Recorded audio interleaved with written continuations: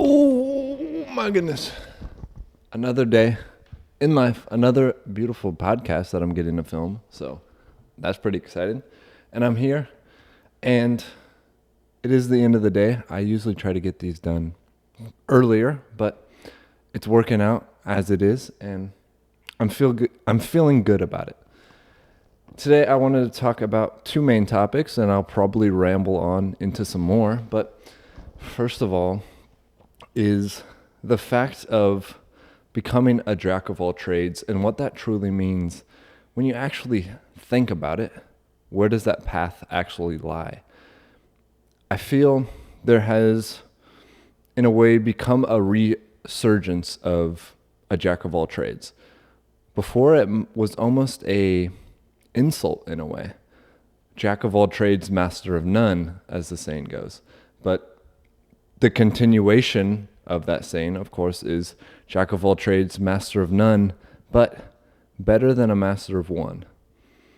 I personally feel that a jack of all trades type of lifestyle is in my future, is something that I hold on to as a framework, as a system of becoming who I want to be. I don't want to latch on to one specific thing and hyper focus and just only be good at that. I would like to be good at a lot of things, but with that, I must realize and accept that I cannot be perfect at any single one of those. But then again, what is perfect? Where does this perfection actually come from? Can you achieve a perfection, or at the very least, very close to this, not from the fact of having one certain skill, but the rounding of all your skills combined together? What does that create? Is that simply a different kind of perfection? Personally, I have nothing against the people who hyper-focus, who become the best at their thing. That's the reason we have athletes, the reason we have mathematicians and scientists. There are people out there that simply are specialized. But it's also not the path that everyone needs to take. You don't need to find this one certain thing that you grasp onto for your whole life. And I feel for a lot of people, they get sucked into this feeling that even if they do believe in a jack of all trades situation, they don't think it is actually achievable. And they start working towards it in the wrong way. And in that way, they hurt their own confidence in the situation. They feel for them it's simply too much and it's overwhelming and it's not what they actually want. The thing is, to become a jack of all trades, it's a little backwards, but you have to not be. At the same time, becoming a jack of all trades is letting go of trying to do everything in the moment. The only way that a jack of all trades type of structure actually works in life is when it comes from a long-term perspective. The jack of all trades does not work in the short term. You cannot learn everything that you want to end up achieving right now. You cannot put your effort and time into doing all these things that you want in your life, because that spreads you so thin that you end up achieving not a single one of them. And that is this pressure that a lot of people feel. And I feel that social media has created this perspective and this push of becoming someone who can do everything and trying to become that in this moment right now, trying to achieve that right here, right now, which isn't possible. Life comes in seasons, phases that go in and out. And you also have to treat your priorities the same way. Having one thing set up for a certain time actually makes it achievable only when you can ignore the hundreds of other things that are sitting right beside you. It's a hard skill. It is something that I have fought with a little bit. The fact of saying no. I am not doing this. I am not doing this. I am not wasting my time here and here, even though these are things I would love to do in life at some point. In this moment, it is kind of wasting my time if I spend all of my energy on this, but it's only a certain amount of energy. It's only a certain part of me that I can actually give to it. Focusing and knowing, selecting what comes first is the safety net. It is knowing that this will happen. There are many different ways to do this. The personal system that I have been using for the last half year or so has been a 3-month system of creating around 2 to 3 goals that are in different sections of your life and saying in 3 months, these are top priority. These come first, these happen, and I will 100% complete this goal. That's pretty lofty because I know that I'm giving 100% into each one of these. There is no other option around that. With that, I also have to make kind of the scary decision of saying, well, I can't focus on this and this and this and this and this and 100 other things that I have backlogged that I would absolutely love to be able to do in the future. It is this long-term acceptance that you have to make that, okay, this will come. My life isn't just the now. It isn't just this single moment. I have years ahead of me. I have journeys to go on, and I can't make everything work right now. That will run me into the ground over and over and over again. It's not going to work out. If I am able to let go of things, take a step back and say, this will come. It might not be this year. It might not be in the next 5 years. But I understand that my life is way more than that. This will come to me. When it is the right time, I will make the decision, and we want to wait for that right time. Not necessarily the perfect time, but the right time. The time where building that skill is actually going to have the most impact. There are some things, skill-wise, that do need to come before others, and others that are simply can be thrown in anywhere. For example, I focused the last 3 months on building this skill that I'm using right here, being able to communicate my thoughts, closing the gap of what I'm thinking up here and what I'm actually able to articulate through my words. I knew that needed to come first before anything else because my purpose is making connection, making change within people. I cannot do that without speaking to them, without them understanding who I am first so they can open themselves up. I put that first for a certain reason. At the same time, there are other goals that are simply just thrown in there. Right now, I'm learning juggling. I don't need to learn juggling. It doesn't really change anything if I learn juggling before I learn, I don't know, how to swim better. But it is something that's just fun. And a goal doesn't have to be something that you absolutely hate to do. I think it's kind of 50-50. You got to have the things that, a little bit of a drag, but you like the results from it. You like the benefits. You like being on the other side of that achievement. And then there's things that are simply fun to achieve. I'm doing handstands and juggling and split training. Those are all things that I enjoy just the actual process of. There are also a few other things that I'm doing in these 3 months that are simply work, simply getting through and going through the motions. But I know I will enjoy being on the other side of those things. So, really, the jack of all trades is only possible when you let go of being a jack of all trades in this moment. In this moment, you are only able to do a handful of things. And if you want to become a jack of all trades, what that means is accepting that right now you're going to do a handful of things, but also not limiting yourself to what those things will become in the future. Not shutting your doors and saying, okay, this is who I am, this is what I do. Opening it up, you have a sea full of things that are possible for you. And within that sea of millions of things, there's a small pool of hundreds of thousands of things that actually connect with you, that are in line with your purpose, who you are as a person. That is still millions and millions of choices. If you try to count every single one of those droplets of water, you're going to run out of steam.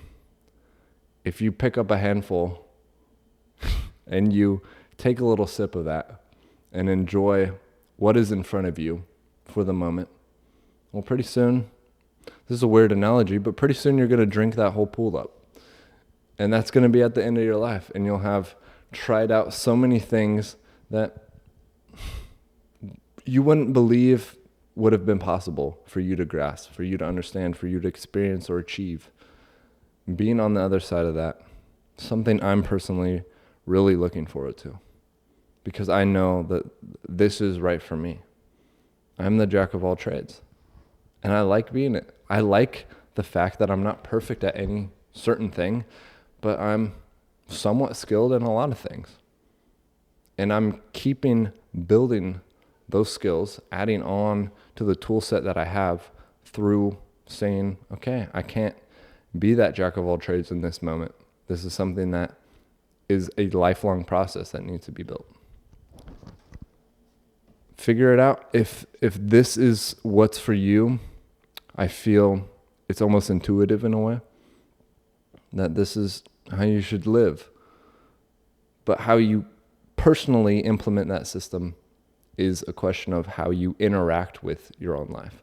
This is kind of the biggest question for me when I am talking with other people and trying to get a sense of how they react to themselves. I only truthfully know 100% how I react because I've spent so much time talking to myself, explaining, sitting in silence and listening to the thoughts going through me. And to hear the other perspectives of how other people operate is simply fascinating to me. This is, again, my purpose. This is what drives me.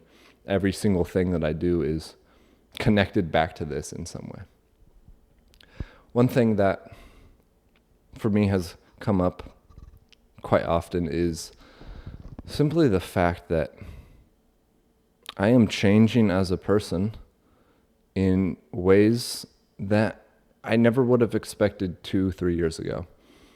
And with that, I also need to change how I interact within my own life.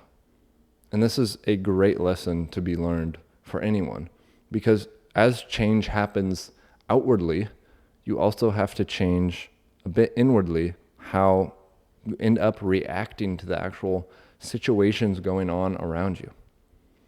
This specific example is the fact that 2-3 years ago, I wasn't the most extroverted person out there. I wasn't the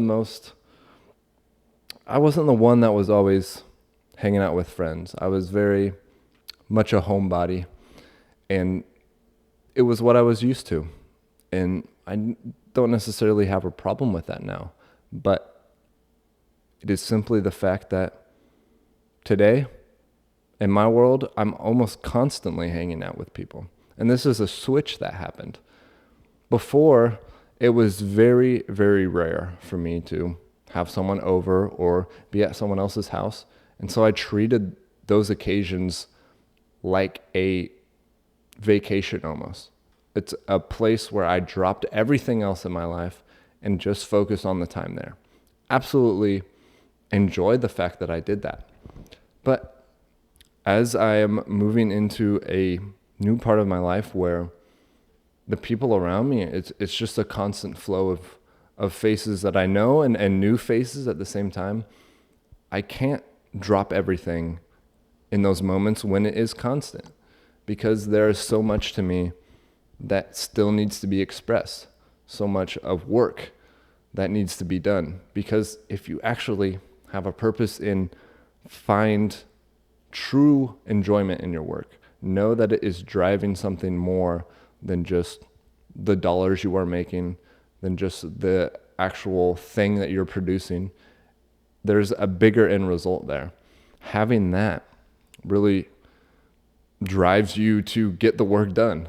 It really is more than just completing task after task, because you know it connects to a deeper, truer part in your life. And I can't drop that in the face of other people. I kind of have to work. And I, at first, shamed myself a bit for being the lame person who spent the time working. But it is a skill, really. A skill of observation, of finding out those little nooks and crannies to get the things done. I find that within almost any relationship, there is always a natural downtime that people come to. And it is a time where people kind of go inward. They split off from one another, and it's shown in many different ways. And I've kind of been on the lookout, trying to find these moments and say, okay, now is the perfect time to do such and such, to complete this task, get this out of the way, because this is the natural moment. I'm not forcing anything. I'm not ignoring anyone. We both kind of want to have our own special time with ourselves. I need to pounce on these moments more, is what I am learning. And it's a skill recognizing how much can you take onto your plate. If you have a full day planned with friends, well, how much is actually possible for you to get out of the way? It's also a decision that has to be made of how much should you expect yourself to do. Is there a minimum baseline that you have for yourself, that every single day you show up and you do these things no matter what is going on? How high is that baseline set? How big of a bar are you setting for yourself? In a way, I feel this is very connected to one's own respect and simply a perspective of their own selves, as a baseline of having something that you show up and do every single day, or every single week even. No matter what happens, you end up coming and doing the thing. Well, that shows how important that thing is to you first, but how much you respect yourself. Because sure, even if 90% of the time the thing is easy and just kind of going through the motions, there is always going to be those days where it is absolutely not going to click, where everything is going to get in your way to try to stop you from doing said thing. And if you still show up, you fight against the grain, and you get the thing done, well, that shows you who you are. In the face of everything else going against you, you respect yourself because you know this thing needs to be done. You know the impact that it's going to have in your life. So you still show up. If you have a baseline, in a sense, you have basically a free ticket to this respect. Not free in the sense that it's easy, but free in the sense that if you truthfully show up and do something, you have a respect for yourself, because you know no matter what's standing in front of you, you are still going to put yourself first in a way. And I feel a lot of people kind of shy away from this perspective of putting yourself first, because a lot of people want to help others. And in my brain, I go, exactly, put yourself first. If you want to help others, there is no better thing that you can do than actually helping yourself, truthfully giving yourself the time. That gives you more energy. The thing that it's pouring out of a cup that's being filled versus pouring out of a cup that has a limited supply. If you cannot take the time to respect yourself, you are lessening the chance that you have to respect others, to give them the time they need, to come in and actually give them the effort and the help. Because if you're not giving that to yourself first, Well, then where is it coming from? Where's the actual source of this? You can't simply outsource it and give it away. And I would say that the amount of time that you take to actually help yourself ends up multiplying the amount of time and effort you can help others. It is not selfish to help yourself. It is not selfish to take care and have a call that you need to answer, something that you need to get done that is only for you. Because in this way, you are creating a person that has the opportunity to help the world around them, to actually do something, make some change. Please take a little time, figure out how can you help yourself. If you have questions on how is that possible, what is that even, what is helping yourself? Well, I have a few other videos on this channel that kind of go over that. This is my whole thing. How is this relationship with yourself even built? So check those out if you feel those are questions that are itching in the back of your brain. But other than that, I feel like I've rambled into a good ending spot. So as always, if you liked the video, give it a like. If you disliked it, please give it a dislike. And if you want to talk about anything, have anything of interest to bring up, a comment would be nice. I love reading anything that pops into your brains, and it usually makes something pop into mine as well. But other than that, I will see you next week for another one of these where I just spill the beans, spill the brains. And that's about it. See ya.